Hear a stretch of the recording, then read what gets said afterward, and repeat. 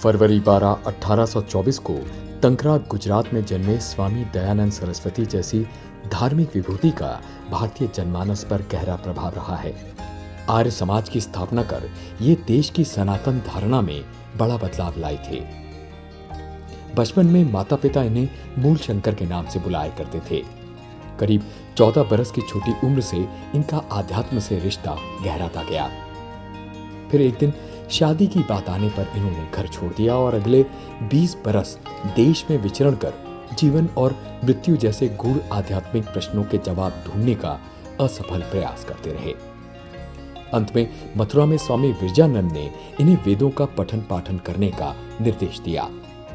ये स्वामी विरजानंद ही थे जिन्होंने मूल शंकर को समाज में वैदिक ज्ञान फैलाने का काम सौंपा और ऋषि दयानंद के रूप में प्रतिष्ठित किया।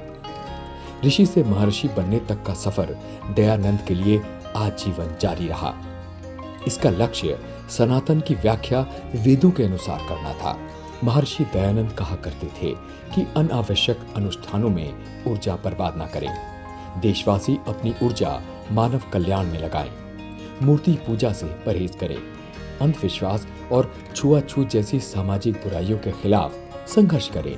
और स्वराज्य का अर्थ है विदेशी प्रभाव से मुक्त, निष्पक्ष और उन्नत भारत। 7 अप्रैल 1875 को महर्षि दयानंद ने आर्य समाज का गठन किया। इस सुधार आंदोलन का लक्ष्य एक आदर्श और व्यवहारिक समाज बनाना था। समाज का उद्देश्य काल्पनिक मान्यताओं से सनातन को मुक्त कराना था। समाज का आदर्श वाक्य कृण्वन्तो विश्वमार्यम था, यानी विश्व को आर्य बनाते चलो।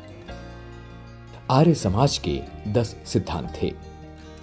आज आर्य समाज न केवल भारत में बल्कि दुनिया के तमाम हिस्सों में सक्रिय है, जैसे संयुक्त राज्य America, Canada, Trinidad, Mexico, United Kingdom, Netherland, Kenya, Tanzania, Uganda, दक्षिण Africa, Malawi, Mauritius, Pakistan, Burma, Thailand, Singapore, Hong Kong और ऑस्ट्रेलिया।